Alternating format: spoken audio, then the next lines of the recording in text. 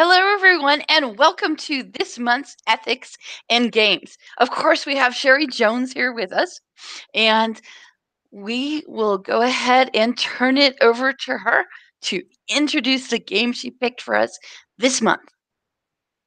Thank you, Kay. So this is, again, Ethics and Game series. We have once returned again, and we are going to cover an indie game today. So far, the games we have covered from January through May, most of them are big hit titles. There's this one that sort of is indie, but this is straight up indie game, okay? And this indie game is pretty remarkable because it became wildly famous in 2017 because it's a horror survival game that was actually very, very scary. So let's go next. Okay, so I'm going to talk a little bit about what exactly is this game, Detention. Let's go.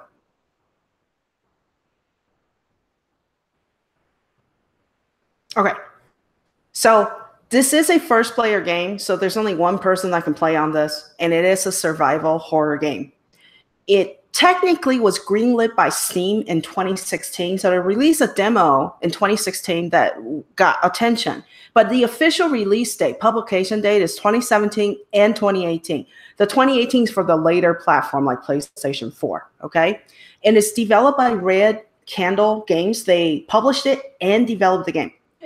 And the game, as you can see, it won numerous awards and recognition. I mean, most of it is really focusing on the narrative, the design of the narrative in this game, because this game actually references real historical events as part of its story design. So that's what it's famous for.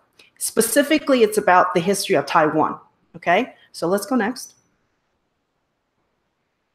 So we have a bit of a trailer. We can't hear sounds, but we're just going to go ahead and play it. And I'll just explain really quick because it's actually in Chinese. So I'm just explaining it. Maybe? Okay.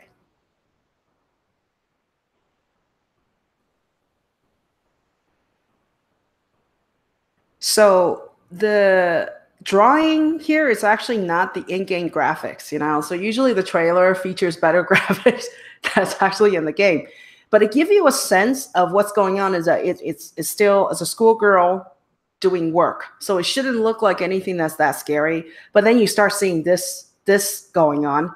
Something's not quite right in this world, okay? So I'm just going to keep waiting for, oh, and there you go. There's blood dropping from the pencil. So something's not quite right. And in the background, I am not going to translate most of the words that's on the screen. Most of them are swear words. And then in the middle of the screen is the Taiwanese flag.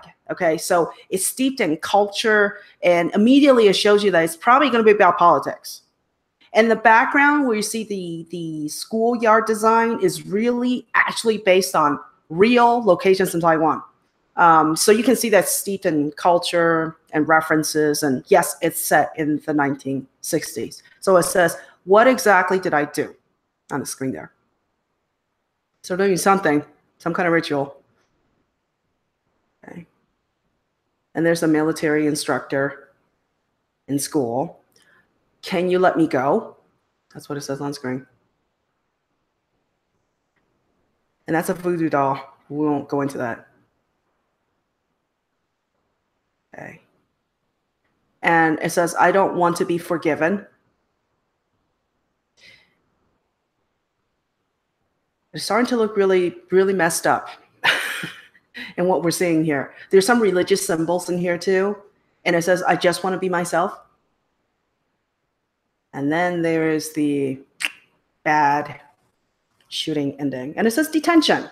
Now in Chinese, it actually says return to school. That's actually the literal translation. But in the English version, they decide to give the title detention to it, which is just as appropriate. So we'll go into the story and you'll see why both names work for this game. Okay, so really brief key plot points without giving the whole thing away. There are two main characters, okay? So the first character that shows up on the screen is Wei Ting. So we'll just call him Wei. He wakes up in his high school. So the game starts with him waking up in high school, and he notices that no one is actually present in school, so he's weirded out by this. Okay. Then he went ahead and searched through the school to see if anyone is on campus. Then he accidentally found Fang Ruixing, and we'll call her Ray because that's what she prefers to be called in the game, who's sleeping on the stage of the auditorium, the theater auditorium. And she also has no idea why she's sleeping there, and also do not understand why there's no one in school. So when they try to get out of the school, they discover that the river that flows right in front of the school gate has turned completely red, blood red, and they do not know why. So Wei thought, he was guessing that maybe a chemical spill happened from the factory down the road, and the chemical went into the river, which makes it toxic. So he told Ray that, let's just stay behind school. Let's not cross that river. And maybe tomorrow morning we'll be able to get out of here. So that's actually how the story starts. Okay. So yeah. And then last part is after that, many supernatural occurrences occur throughout the game. And that's unbelievable. And it's actually very frightening. When I play this game, I have to take many breaks because I don't like horror games that much, but I love watching them. So next. Okay, so the two main characters, I'll just reiterate. The two main characters, Wei Zhongting, that's a student at the Greenwood High School. And he basically behaves our avatar. So if we're playing as the player, we get to control Wei. The other person is Ray. And again, she is awakened by Wei. So we use Wei to discover Ray, and then we use these two characters to explore the story. Okay, so next. All right, so before I can go further with the actual gameplay, we have to discuss the very complicated history that is the foundation of this game. So first of all, the game Detention is set in Taiwan during a very dark period in Taiwan's history. But we have to start talking about this history by starting from 1947. And whatever I tell you now, understand that Taiwan is currently a democratic and independent country. Okay, so a lot of the stuff I'm talking about is in the past. They no longer enforce these rules. So in 1947, a massacre called the February 28th massacre occurred. Okay, this is when the citizen had an anti-government uprising against the ruling party called Kuomintang. Okay, Kuomintang, and they basically led the country. And at that time, and still today, Taiwan is known as the Republic of China, ROC. China is known as People's Republic of China, PROC. So they sound like they're similar, but the idea is that they're two separate countries as right now, as we know, okay? But during this uprising, many people, more than 10,000 citizens were killed by the military government, okay? So that was a major massacre, very dark history in the past. So, and we have to go before 1947, 2 years before 1947, 1945, Kuomintang, which is also known in translation, if we translate the name, is the Nationalist Party of China, are composed of mainlanders. So mainlanders are people who are from China, who went to Taiwan, who escaped from Chinese communists and went to Taiwan, and they set up government there. Okay, so that's why they are called the Nationalist Party of China. And they took over the control of Taiwan when the Japanese ceded control of Taiwan. So Japanese conquered and held control over Taiwan for 50 years until 1945. So when the contract is up, they ceded the control of Taiwan to Kuomintang. So at this point, it became, Taiwan becomes its own government, okay? But during this time from 1945 to 1947, the KNT was arbitrarily taking people's property, okay? They stole money, they took property. There's no reason given, they just take people's property. So it made people very angry. And that is actually what led to the February 28th massacre, where 10,000 people rebelled and died, okay, at that massacre. So we can go next. Okay, so right after that massacre, then we have this period called the White Terror period. And I know it sounds like I'm talking about ancient history, but if you take a look at the time period, it's from May 19th, 1949 to July 15, 1987. So it's pretty modern history that we are talking about here. And in this entire period, we call this the White Terror period because martial law was used to rule over the Taiwanese citizen. Okay. And at this period of time, it's also a movement of intellectualism and anti-communist thinking. So at this point in time, the citizens were very afraid to speak their mind. And also the government actually ran using martial law. So martial law means you're using the military to govern the people, to suppress people's voice. And this took a very long time. Okay. So during the White Terror period, the KMT government decided to just randomly imprison and execute anyone who's considered an intellectual or social elites, because they're afraid that those intellectuals or the elites will fan the anger of the citizens to uprise again, right, to fight against the KMT. And I'll interject, as I'm talking about this history a little bit, I myself am from Taiwan. I have that background, okay? I came from Taiwan.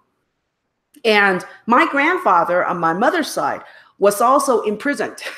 And actually 140,000 people were imprisoned during this time of the White Terror period. And what they did, again, they confiscated all his property for no good reason, only because he read books that were about Karl Marx, okay? So he read the philosophy of Karl Marx, and they decided that he is a danger to the citizens, so they locked him up in prison. And this story is not unique. A lot of Taiwanese people have shared this kind of story, so it's not that far away for us. This is something that happened recently, and it's a really dark history in Taiwan, okay? So not only did they imprison people and sometimes execute quite a lot of them, they also banned books that were critiques against the government or sympathized with communism or specifically sympathized with China. And it's an irony because the KMT is composed of mainlanders, right, who escaped from China to rule Taiwan. But the thing is that the mainlanders were against the communists. They were against Mao's rule, Mao Zedong's rule. So anything that speaks of China, that sympathized anything with China's ideology, was banned. Okay, so those are the period where we can't access certain books. So the story of this game, Detention, is actually set in the 1960s, which is in the middle of the White Terror period, which is from 1949 to 1987. So I gave you guys a really quick rundown of the history so you can kind of understand what this game is trying to do. Okay, so please go next. Okay, so because this game is referencing real historical situation, and I did not put any photographs of the massacre or anything historical documentation to frighten us, we have to understand that because of the horrifying history it's trying to address, the themes that it addresses are also very mature. So I do recommend that you get students who are 18 years and older to play, children 18 or older to play. I don't recommend this game for younger children. So some of the themes are present without reading all of them. I said earlier, anti-intellectualism, anti-communism, and here's the big one, education as means of social control. None of us, especially all of us who are educators, do not like to hear that suggestion. But during that time, that's exactly what education was used for. It was used to dominate or suppress citizens' voice. Okay, and this is a very recent history for us. Also, another thing that aligns with McCarthyism, we kind of talked about this when we talked about the game Fallout Shelter, where Senator McCarthy told American citizens to snitch on their neighbors, anyone that they suspect are communists, okay? Same thing happened here. The government, KMT government, told the citizens, please inform us, please snitch on your neighbors who you think are communist sympathizers. Just anything with communism, even just thinking about it. If you suspect them, report them to us and we will arrest them and imprison them. So this was a big deal in this game as well, okay? So unjust authoritarianism kind of come with the territory. So let's go next. Okay, so I'm going to talk about a moral philosophy that's actually relevant to the discussion of this game. So please next. So I'm bringing back Confucius. Of all the philosophers, so I thought I'm going to go through the source this time. So Confucius is a Chinese philosopher who lived between 551 to 479 BC, okay? And he certainly is one of the key figures that developed Chinese philosophy. Chinese philosophy have changed quite a bit since the introduction of Confucian philosophy, but he is the foundation. So everything that's an argument is usually argument against Confucius or a continuation of Confucius thought. And this Confucius was also he worked with Taoism the idea, the religious idea of Taoism, but he doesn't accept or believe in Taoism. And there's a fun little interplay between the two thinkers, Lao Tzu and Confucius, on what exactly does it mean to be an ethical person. Okay, so some of the questions that Confucian ethics addresses are: what exactly is the nature and origin of morality? What exactly is the nature of justice? So when we say justice, what do we mean by that? What is the natural social hierarchy according to Tao? So he's referencing Taoism, the Tao, and Taoism, which means the way of nature. That's what that word means, okay? What exactly is our relationship with the state? So state meaning the government. Why and how should citizens and leaders behave morally? He is very concerned about this. He believes that behaving morally is the upper echelon of human achievement. That human beings, beyond just surviving, beyond the animalistic of surviving, we are given this ability to think ethically. So for him, it's very important that we try to behave ethically. And this kind of thinking, pretty much you can kind of see that this kind of thinking is also present in Western philosophy. Plato, Socrates, they both have this line of thinking, which is the upper echelon of human achievement is to be able to think ethically, okay? And what are the proper behaviors to associate with others? Now, I will come back after we go through the game to discuss how Confucian ethics actually have any correlation with the game, specifically with the character Fang, Rei, Shin in Detention. Okay, so we'll come back to this. Next. Okay, so first part, we're going to talk a little bit about the presence of military history and martial law in education. And the game is telling you that it's very important in the Taiwan history. So Chris or Kay, if you can please take over. I can go ahead and read it. Basically, okay, class, the following material is important. Pay attention. This will be on the final exam. Okay, so far it's not sounding that different than our regular classrooms, I gotta say. Okay. During this time period, many provincial military leaders, the president then started the Northern Expedition, securing. Look, it's Instructor Bai. Did I pronounce that right? Yes. Okay, bye. Okay. Miss Yen, may I have a word with you? And there's a sleeping student, and I've seen those before. Okay. Yes. Okay, class, let's take a short break. He was just anticipating. Miss Yin, have you seen this list before? Did I fall asleep? Okay, perfect. Every educator will be able to relate to this. Yes. This is strange. Where is everybody? How comes nobody's here? A typhoon alert? There shouldn't be any typhoons this time of year. With us, Colorado, it would be tornado. Yep. What's going on here? Okay, thank you very much. So I put the name, the list there to kind of give everybody a hint that it's kind of an ominous list. But I don't want to give it away until we get to the end. So there's something about this list, and there was a military guy, so Instructor Bai, who was walking the hall, who came in and said, hey, I'm going to talk to you, Miss Ying. And he is specifically talking about this mysterious list. Okay, so we'll come back to that. This is something not good. So the next section on the game rhetoric is the game argues that following moral codes is important. Okay, so it's very important to do. So please. Okay, I'll go ahead. Typhoon alert. I thought the weather was quite nice during history class while I was sleeping. This is my seat. The chairs are pretty uncomfortable, but I'm used to it now. Room 203, this is my classroom. How did I sleep for so long? A piece of paper lies on the windowsill. Sketch of old banyan tree. Added to journal. Oh, and Chris, let me interrupt you for a teensy bit because I forgot to say this. The banyan tree, okay, here's the myth, okay? So this is to give us a little bit of a background, some context. Supposedly in Buddhism,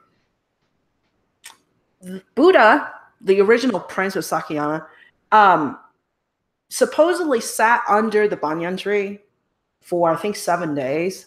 And after 7 days, he turns into Buddha. So there's a religious reference there that some of us might just miss because we don't know what that is. But that's the myth, okay? So please go in. Okay. Sketch of the old banyan tree. An old sketch of what looks like the banyan tree in the school. There seems to be a figure underneath. School anthem. Our school anthem, it actually has a decent melody. The lyrics, however, feel like another one of those propagandas promoting patriotism. And there's kanji on the other side, which I can't read. So next up. School motto and rules. The first thing in orientation was to memorize the school motto and rules.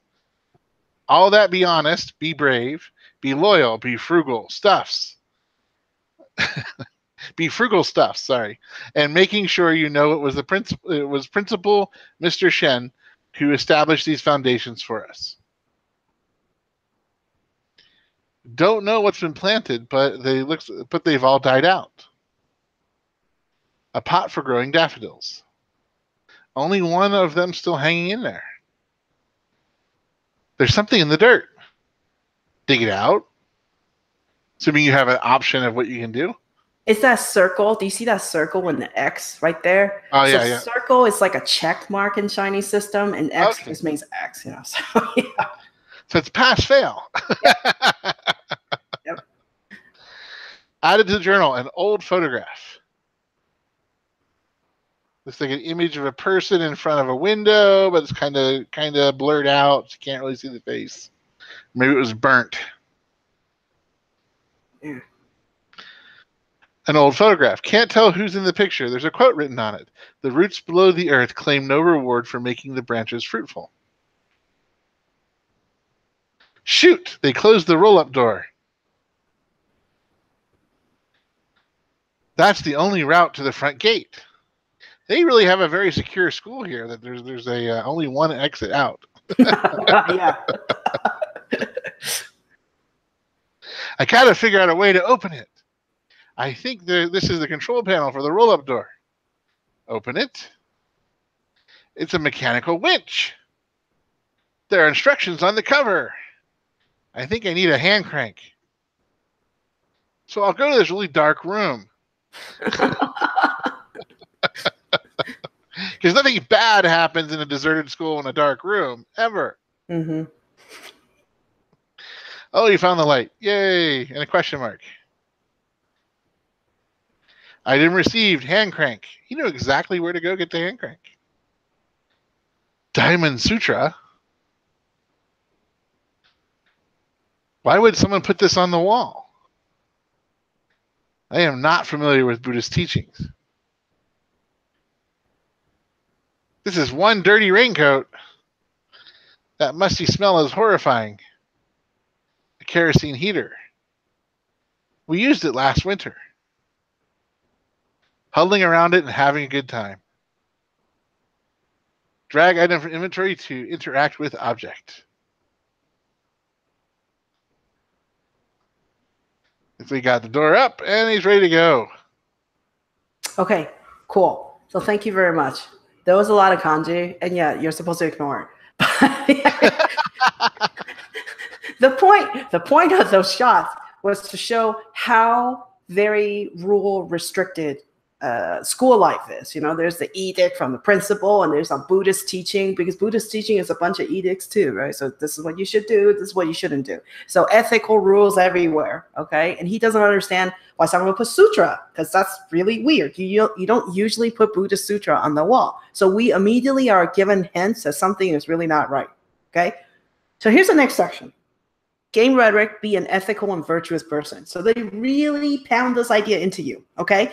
And this information, this be an ethical and virtuous person, is not going to be that apparent in the following dialogue, but I'll show you guys where that shows up so you understand why it's pounded over and over again. So, Kay or Chris, please take it away. You want me to? Okay, I can do it. Outside, waiting for dialogue. Still outside, waiting for dialogue. The shortest route back home is through the auditorium. Enter. We're entering. We're looking at an auditorium. There seems to be someone on stage. Who's this girl? Is she sleeping? Hello? She's not responding. Maybe I should get on the stage. Hello? Wake up. You shouldn't be here. The girl goes, where am I? Wait, the auditorium, you were sleeping. The auditorium, you were sleeping on the stage. Huh? Wait, school is canceled because a typhoon is coming. Typhoon? Wait, I just came from my classroom. You're the first person I've come across. Girl, weird. How did I... Wait, we should get going. It's getting dark in here. And the rain is starting to pour. Girl, wait! My necklace is gone. Wait, what? Girl, have you seen my necklace? Wait, I don't think so. Girl, how? I must have lost it somewhere. Now they seem to be outside again. And someone left their eye on the Yeah. on the desk over there. Or maybe it's the pendant part of her necklace and you find it, right? Yeah. Or it's just game design. Yeah, it's like, oh, look at this eye. The eye of Horus. Yeah. I'm like, wow, they're really mixing cultural Exactly. references. Go straight from Taiwan to Egypt. That's what it is. I didn't know this would be a fusion game. Okay. Something's in there. Okay, this is going to turn into like a Saw type of thing, isn't it? Yeah, I know. Why would you? Yeah. But I can't reach it. There's an umbrella in the bucket. Take the umbrella? Yes. No. Item received. Broken umbrella.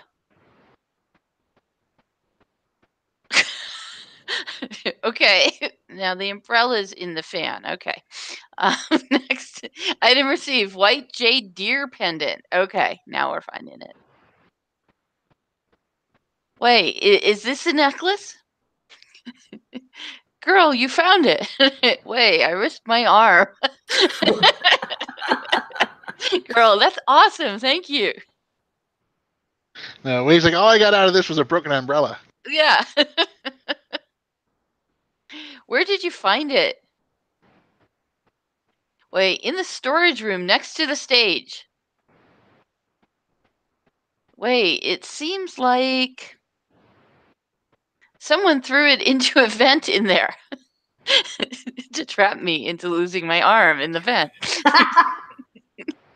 You said it was horror. Girl, why would it be in such a place?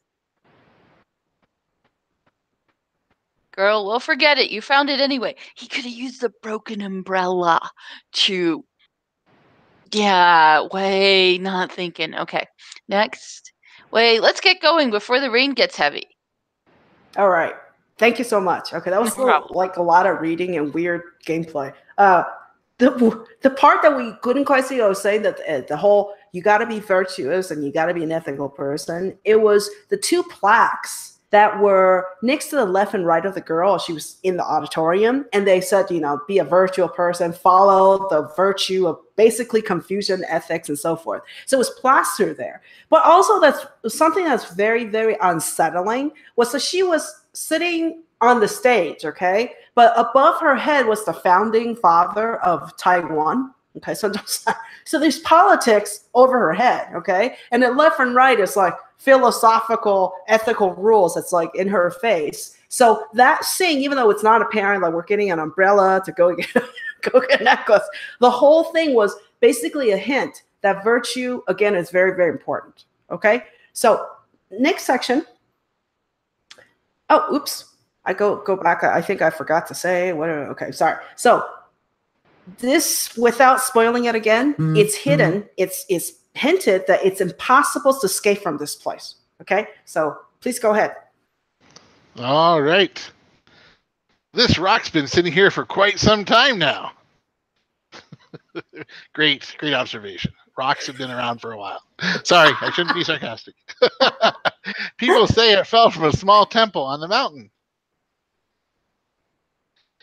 It's the security office by the main gate. I guess even the guard left for home. Here is the campus exit. What? The bridge collapsed? No freaking way! Oh, God! He killed Kenny. Oh, why is the river red? This looks like... It Like kind of looks magic? like blood. Oh, okay. I was going for magic. Blood?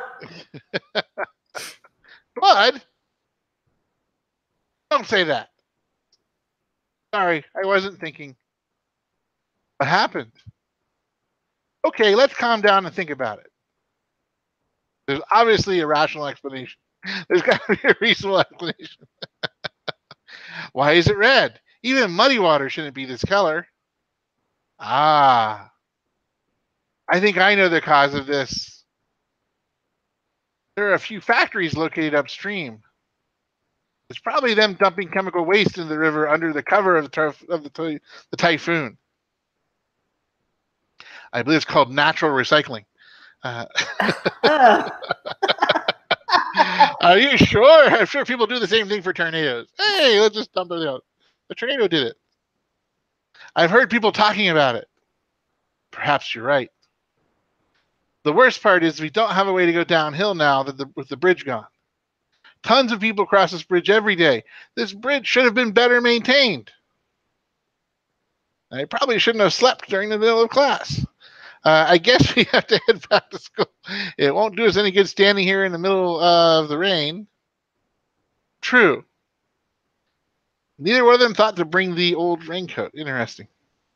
Don't worry, it's just a typhoon. The school has enough supplies for us to get through the storm. All right. I guess I can trust you. You seem like a reliable person.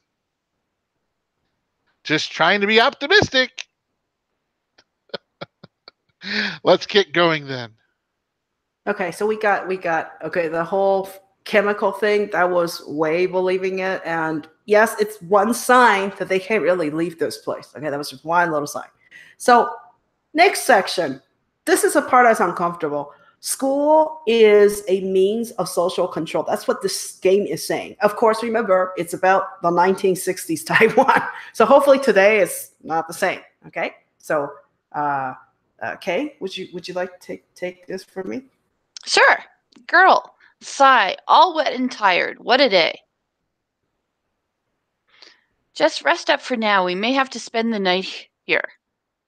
It looks like they're back in his classroom. He's still sitting there. I know. It's like, come back to my desk. I've made improvements on it. Or it's nice and warm there and cozy. It's so comfortable. Yeah. I'll even let you turn a chair around. It's uncomfortably comfortable. Yes. Girl, oh wait. I haven't officially thanked you for finding my necklace for me. I'm Fang Ray Shin, a senior from Miss Yin's class. You can call me Ray. Ray, how about you? What grade are you in? Wei says, so you're my senior. Wei, Miss Fang, I'm Wei Chung Ting. Right. You don't have to be formal with me. It's a bit awkward. Just Ray is fine. Wait, normally we don't go to the senior building. Wait, I heard that it's a very competitive environment where everyone works their butt off studying. Right. It's not that awful. Some of us still do what we want. Wait, I do envy you for graduating. Soon you won't have to see that's Gao Fong on a daily basis anymore. Right, Instructor Bai? I don't even dare call him by his whole name. Okay. Right, rumor says he was a relentless killer during the war. Wait, I won't dare to do that in front of him either. We're all pretty terrified of him. Wait, we avoid him any possible way we can. Right, uh-huh. Right, hey you, come here. Why are you hiding from me? Are you affiliated with the commies? Wait, whoa. That was a perfect imitation, giving me goosebumps. Right, ha. Anyway, just hang on tight, buddy. It'll be your turn to graduate next year. Wait, sigh. Life's a struggle. And then I fall asleep in class. Hey, I know what we can do. Yeah, I started to sense a little bit of difference here. It's like it was very strict and very, very regimental. Why was he allowed to sleep in class? Yeah. Maybe there's one teacher you can get away with sleeping in class. Wait, let me go use that phone in the principal's office, see if I can contact anybody. Wait, then I'll grab that heater in the storage and a couple of blankets from the health center. Wait, that should be enough for us to get through the night. Right, that's a well thought out plan. Do you need any help? Wait, I'll be fine on my own. You should rest up here, missus. The man's got it under control. I guess I should have said that with some sarcasm. I didn't know. It was a cold reading. Right, hold on there now.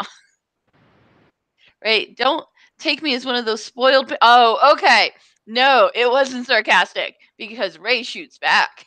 Don't take me as one of those spoiled pampered girls. I'm probably more capable than most you boys. Wait, sorry, that came out the wrong way. Unspoken, you think? And then 2 game developers get fired for having written this dialogue. Okay. It's okay. You don't have to apologize. I know you were just trying to help. Wait, okay, how about this? I'll go make the phone call, then we can find what we need together and carry them back. Right, all right, that sounds good. I'll wait for you right here. Just hurry back. It's getting really dark in here. Obviously, Scooby-Doo has not penetrated the Taiwanese market at this time because there are certain cultural norms in America that would not allow them to separate it. Right. And I have to say, we kind of make the game more funny than it is. Okay, you think? As Chris would say, you think? I feel left kind of unspoken. bad. Yeah, I'm like, I'm sorry, but it's kind of funny. So the thing, I do want to, before we go to this next section, I just want to say really quick, the reason why that section represented the idea that school is a form of social control is that the instructor, which I didn't, I can't screen capture everything. Yeah. He actually works, he's a military man. Mm-hmm. And military man teaches school, which is kind of strange. This is not a military school, but what they did was the KMT government placed military personnel in schools to kind of monitor what the students are doing. Okay. So that's one of the ways that they're doing social control. And not only that, when we started the game at the very beginning, the teacher was giving education on military history. So every aspect, of the military, the martial law is pretty much like in the school environment. That's what that scene was supposed to show. Okay. Well, so, I went to Catholic school. It didn't seem much different. Yeah. Yeah, of course. Yeah. So you get this. Yes, you get this. Well, Okay. the other thing is Yeah, like go none of them are mentioning that they're hungry yet either. That's another interesting thing. It was like we'll get the heater, we'll get blankets, but there's no mention of food yet. Right. So I am going to rely on Chris for this one, I think. But this one, I cannot see my own words, Chris, by the way. So can you read that title for me? Sure. It says, one cannot escape from the past. Thank you. Okay, so there's going to be some past stuff littered in this. So Chris, take it away. All right. I am the voice of the past. Horror world. Dun, dun, dun. So our fearless adventurers decide to split up and tour the spooky abandoned school. Yeah, the scene, and I did forget to give context. That's my fault. But the normal nighttime school start to get really weird. Okay, so that's when it start to change into this weird Silent Hill kind of environment. So well, it also looks like the exterior is deteriorating. right, You're starting to see concrete missing. You're starting to see rebar. And you can see sort of next to the figure, the windows misplaced and moved to the side, and there's lots more cracks and stuff going on there. His footsteps echo softly, invoking a trance of suspense in me. Reality faded away as time stood still. I swallowed hard as the emptiness confined me. Scary people in the dark! Yep, they're showing up now. They're finally showing up. We found the students, or maybe they found you. Welcome to vampire school. We only come out at night. Next up, Magna. Floating eyeballs in the dark.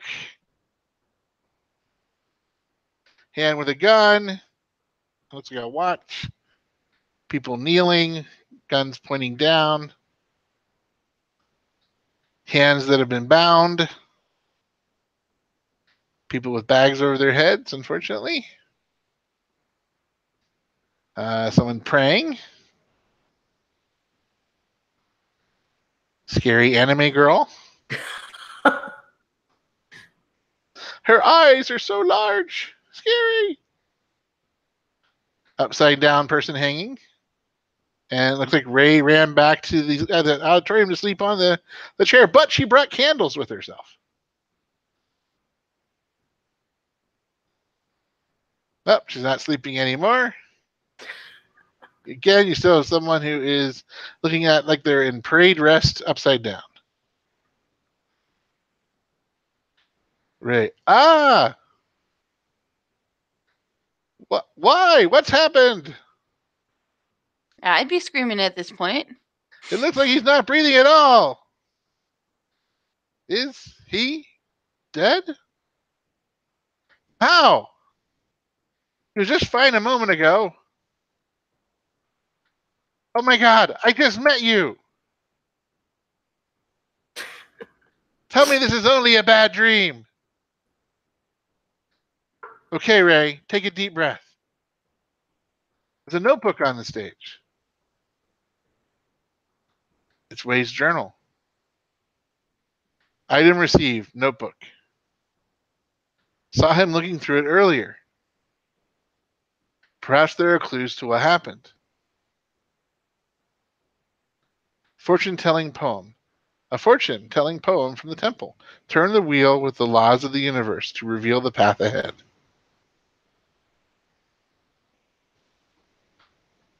Okay. All right.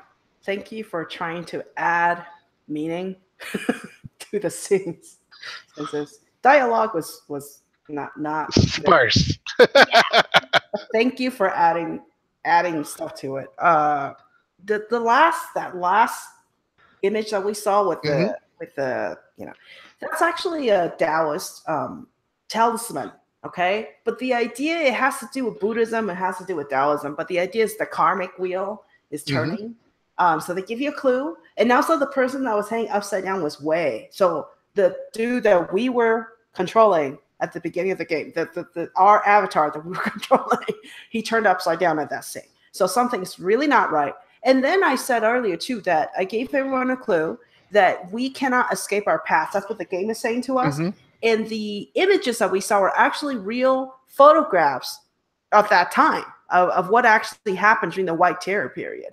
And people, the hanging upside down was actually what they did to people who were imprisoned, who were against the KMT government. They actually tortured them that way. So we actually saw real photos, but they hid it in the game. So people didn't realize that those horrific imageries are actually real photos.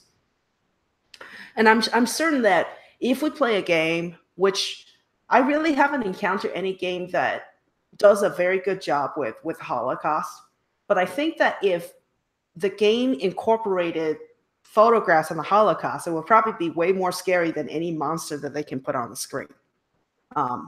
So we'll see. Maybe we'll get lucky enough to find a game in recent memory that is worth discussing for our future series.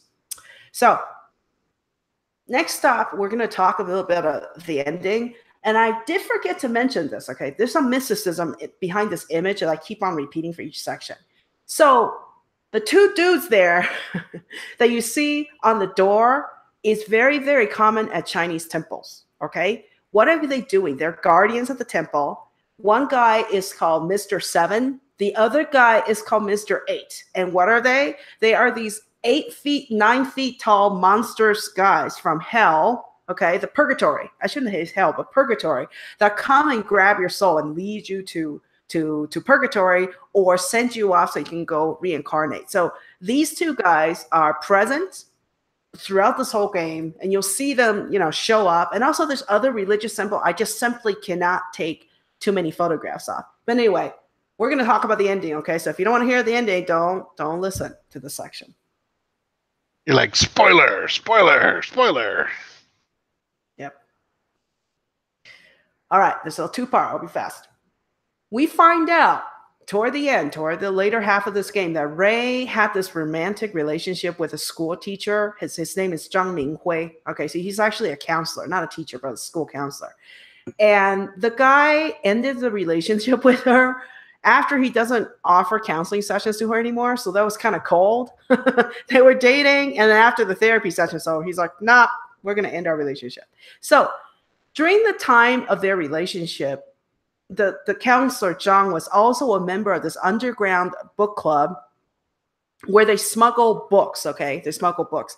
And he worked with another school teacher called Yi Cui Han, okay, Yi Cui Han, to smuggle the books for the book club. And the books are basically any kind of banned books that the government won't let you read. So for example, Western philosophy, Western ideology, those are actually banned. So if you read something from, in the United States or something from Britain, I don't know, even Nietzsche, they say it's banned work, so you can't read that. So what they were doing was just trying to educate themselves. So they formed this little book club and they were smuggling books. And in the book club, they maintained a list. Remember that list that we talked about earlier? They maintain this list of all the smuggled books that they have. So other students can pass around and they can figure out what they want to read and trade. Okay. Now, Wei, the guy that the guy who fell asleep on the table while the class is going, Wei was actually one of the members of this book club. Okay. So later on, Ray mistakenly thought that Ying, the teacher, okay, the school teacher, was in love with Zhang. And because of jealousy, she just didn't understand. She decided to get Ying fired. So she asked Wei, the student, okay, for the book list that they have for the book club. And she decided to hand the book list directly to the instructor, Bai Guo Hong. Yeah. And basically, this guy works for the government and he's a military instructor. So obviously, he immediately informed the KMT government and problems ensued. So if we go next. So the result of this, which we probably all can guess, is that the imprisonment of the execution of all the book club members. So Ying actually was lucky enough that she fled the country before they could catch her. The other book club members were in prison, which include Wei, and also Zhang was immediately executed. Okay, so they either were in prison or they were killed. So Ray, because she felt really, really guilty for basically contributing to this entire, the destruction of this book club, when she really thought that when she gave the book list, she was just trying to get Ying fired, She was so guilty that she jumped off the school building to kill herself. So what exactly is the entire game about? The experience of this game basically is the representation of the memories of her soul. So the Chinese, okay, in Chinese religion, especially, let me clarify, Taoism mixed with Buddhism, okay, is the belief that if you have a grudge or if you have guilt about something you've done in the earthly realm, your soul will be trapped on the earthly realm. You can't move forward. You can't reincarnate. You can't go to purgatory. You're stuck here. And you are, and it's in a very real sense. It's almost like an unearthed purgatory. Basically, you're reliving the pain over and over again of the things that you did, the sins that you've done, the crime that you've done, over and over and over again, because she just refused to admit the fact that she was guilty. Okay. So that's actually what the entire game was. So it's a very depressing game. Okay. So next. All right, so now we're actually going back to the philosophy, all our sombering notes, and we had some good laughs of the scary scenes. So we're going to talk a little about how Confucius have anything to do, the Confucius thinking have anything to do with detention. So let's go next. All right, so I showed you Confucius earlier. Just to repeat again, he really is concerned about virtue and ethics and how individuals can be moral people, how leaders can be moral people. And he is the one that promoted collective thinking. Okay. He does not care about the individual. He cares about the collective thinking of society as a whole. So for him, the obsession is with how to maintain social relationship that fosters collectiveness between members. Okay. So please go next.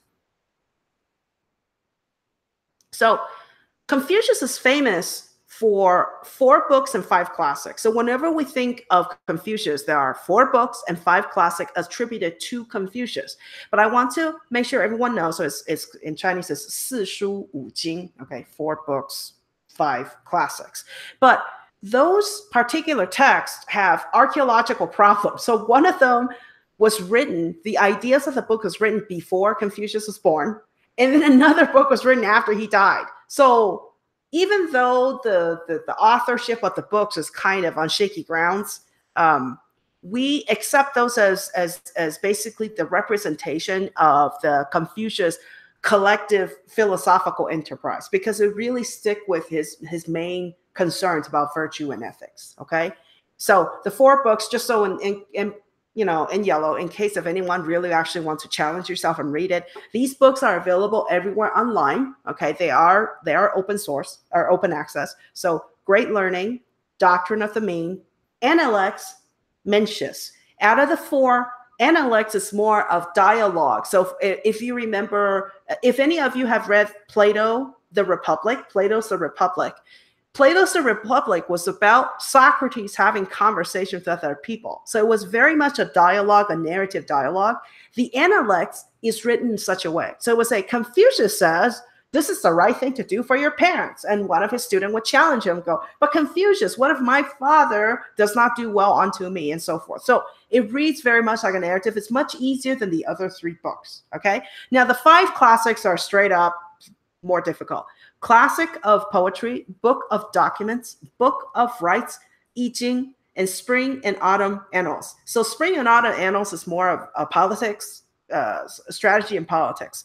I Ching has to do with math. And I recently just shared an article that discussed the philosopher Leibniz seems to have created his entire philosophy based on I Ching. So now there's actually information that's coming out where Western philosophers, influenced by some of the stuff from Confucius. Book of Rites has to do with the ethical rules, okay? And I'm not going to go over all this, but just so you know, if you want to take on a challenge, read one of these, okay? So next. So for my purpose here, since we are going to talk about the ethical issues and detention, I really just want to focus on the Analects, which is one of the 4 books that Confucius supposedly have written, okay? Because the Analects really talk about the structure of social hierarchy and the roles of those of the people that exist in that social hierarchy, okay? So really quickly, very briefly, I'm going to explain this. So Confucius believes that a person's worth is determined by the person's actions. So who you are whether you are worthy of respect or not is based on the things that you do in life. Okay, so therefore he was very concerned, and he thought he's going to introduce this current called li, which is another word for the natural laws that governs your behavior. Okay, li, to define 5 types of social relationships. And those 5 types of social relationships will model how we should behave toward one another. So here are the actual 5 major types. So subject to ruler. So in that order, the subject should submit to the ruler. The son should submit to the father. The younger brother should submit to the older brother. The wife, yeah, I know. Wife should submit to the husband. Woman should submit to man. And friend submit to friend. Okay, so it's a mutual thing on the 5th one. So number 4, I know, okay, and also I you know, as a female philosophy instructor, of course that is a problem. But when we read philosophy, understand that some of this information is based on past perception. So naturally, we have progressed beyond that. But I just want to show you what Confucius thought with the natural order of things. Okay, so next.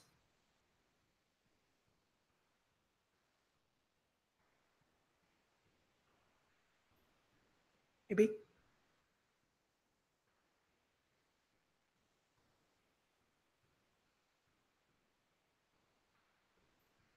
Okay, thank you. Thank you. So now, regarding the 5 social relationships that I quickly covered, they actually also have hierarchical order, and also there are specific virtues associated with them. So they're not that simple, right? So first of all, subject to ruler, the subject should only submit to the ruler if between their relationship, the virtues of justice, loyalty, and righteousness exist between them. So that means that the ruler is just, the ruler, treat the subject with righteousness, and same thing that the subject had to reciprocate. So there's a reciprocal relationship here. Son to father, respect for elders, love for elders. That's required, okay, for the son to father relationship. Young brother to older brother, again, order is very important. So who's born first, who's born second, and also, again, respect to your elders. So whoever comes before you, you're supposed to respect them. Number 4, the wife to husband, follow gender roles. So I'll give you one. I didn't cover it here, but I'll give you one that might anger our ladies who are watching this webcast. So one of the rules, for example, is that Confucius say that women are supposed to, married women are supposed to serve tea to her parents, to her in-laws, before they even wake up. So she must wake up before anybody else wakes up in the house. She must have desserts, or sweet treats. I don't want to say desserts, but sweet treats ready, as well as tea ready before they wake up. And she also had to serve them while she is path bowing and giving them the tea. Okay. Also, when she sits down, she has to sit at a lower position than her parents-in-law, right? So she really cannot sit above them. So those are the little rules, you see, that when you start breaking it down, because I'm generalizing some of the major rules, but if we start breaking down the little rules, it's going to drive you a little crazy. So a lot of us in Asia are kind of resistant to Confucian rule. There's a reason for that. But anyway, let me discuss a little bit about the hierarchy here. Okay, so out of the 5, there actually is a hierarchy that exists between them. So for example, one's duty to the state always supersedes one's duty to family. So to father, so you have a duty to serve your father, but if the state calls you, let's say the military say you must go to the army, you must serve for your country, that supersedes your duty to your father. So there is a specific order to all of this, according to Confucius. Okay, so let's go next. All right, so now we're getting to the finale. Okay, we're getting to the finale. How do we apply Confucian ethics to detention? So let me explain. Next. All right, 3 little parts. So if we examine Ray's choice, okay, to report Chung to the government through the lens of Confucian ethics, we could technically argue that Ray was trying to act ethically, but suffer for her actions due to the missing virtue of justice in the relationship that exists between the KNT government and the Taiwanese citizen. So remember that first formula, which is subject to ruler. But for Confucius, subject to ruler, the relationship can only sustain if justice and righteousness and so forth and loyalty is actually present in that relationship. Okay, so following the Confucian 5 social relationship, Ray technically should submit to the will of the government, subject to ruler, before submitting to Chung's will, if she were to behave ethically. Okay, so let's go next. Now, we know that since the KMT government during that White Terror period was basically instituting martial law where they're sticking military personnel to suppress the voices of the intellectuals, right? This is why they ban books, because books foster intellectuals. So they ban all that. The virtue of justice is apparently missing in this relationship, that you can't really trust the government, and the government definitely does not trust its citizens, right? So loyalty is broken, righteousness is broken, justice is broken in this relationship. Now, for Confucius, the virtue of justice is necessary for that relationship because the ruler must behave justly to his subjects, who then, because the ruler is acting righteously, justly, that the subject must now respect and submit to the ruler's will. So there is a condition there that if I'm going to submit to the ruler also have to be treating me with justice, right? Treating me with righteousness. So there's a condition there. So next. Okay. So here's our last slide. Okay. If the relationship, and I put it in big capital if the relationship between the KMT and its citizens were a just one, okay, just one, then Ray would be behaving ethically by reporting Chung to the KMT, even if the outcome was that he got executed. Because she was supposed to serve her government based on the formula of the Confucian Ethics, right? Now, however, right, I have somewhat demonstrated to you guys that the KMT and the Taiwanese, the relationship between the KMT and the Taiwanese citizen was an unjust one, right? That the government did not trust the citizens and the citizens didn't really trust the government.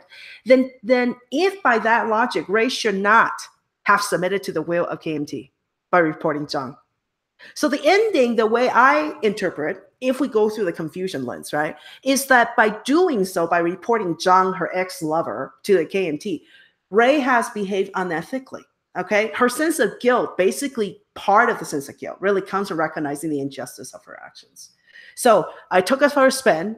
At first, we would say, well, an obvious point, oh, she's being ethics. She's being ethical because she is behaving by the words of the government. But toward the end, if we start examining the relationship between the government and the citizens, she might not have been very ethical because she does not recognize that there's no justice in that relationship. Now, how does this philosophy has to do with anything we're seeing today? I'm not going to name political leaders. I'm not going to name anybody specific, but there is this conversation about patriotism and about the idea that we must serve our country due to this big overall umbrella called patriotism. But we also must ask if the government that we are serving is actually just, treat us with respect, is righteous in the way it goes about the world. If it doesn't have those qualifiers, patriotism becomes dictatorship. Patriotism becomes a blank thing that we follow, okay? So I'm going to stop here.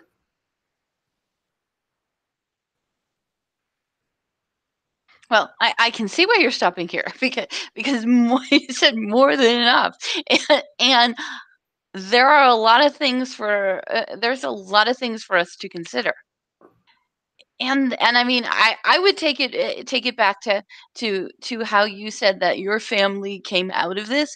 I think that a lot of us can look into our family histories one way or the other and see where there might be similar situations if we came from Eastern Europe, if we've come from Central America, if we've come from other, former Soviet Union, other places in Asia, or even if we're dealing with, a legacy of things that happened here in the United States. I think that there's a lot from this presentation and this game that we can use, like we've said before, as discussion prompts, as ways to get our students to look things up and look really at what is considered historical fact, information, disinformation, misinformation, and how misinformation has been used just in the last century. Mm-hmm. Yes. Any Definitely. thoughts, Chris? No, it's an interesting piece there. So, I mean, it's an interesting way for them to twist the story around, to really sort of give a look at this event that occurred. And then, I really like Sherry's pulling in the ethics piece to it. It's been a long time since I've heard Confucian. But yeah, no, I think it's a really interesting way to view it, and it really gives us something to chew on. And Sherry, how would you see an instructor using this for the classroom? Well, I think you said, I like what you said earlier, which is that just because this is a story about the Taiwanese history does not mean we can't see it as an echo of certain Yes. pasts. There are certain themes, right? This is why teachers, especially in humanity, we teach themes. What are the threads? What are the big ideas that it doesn't matter if it's in another country, in another world, another, religion and so forth. Those things tie us together. So as teachers, I've given, I've given some leeway, which is some of the themes that are present. And teachers certainly have the capability, more so than we think, that they can actually find connections between this game and also other historical events where oppression happened, where people's voices were oppressed, where people were silenced, where atrocity happened. And this piece for myself, especially, is that it's quite fresh for us. This happened to us in recent years. It actually happened to the generation that just came before me. A lot of us still remember this very, very, very clearly, and the photographs speak to us. So for us, basically, we had our own version of concentration camp where we housed people who had different beliefs. Okay, so it's not about race or color at that point. It's just the beliefs, and if you have beliefs that are dangerous, they can house you. I think we can hear a lot of this rhetoric echoing right now. That's what's concerning. Okay. Then thank you very much for our Ethics in Games Monthly, and we'll be waiting to see what you pick for us for this next one. Yeah. because most of them you blow our minds with, okay? Which Yeah. we appreciate. Cool. Okay, so thank you everybody for watching, and good night. Bye.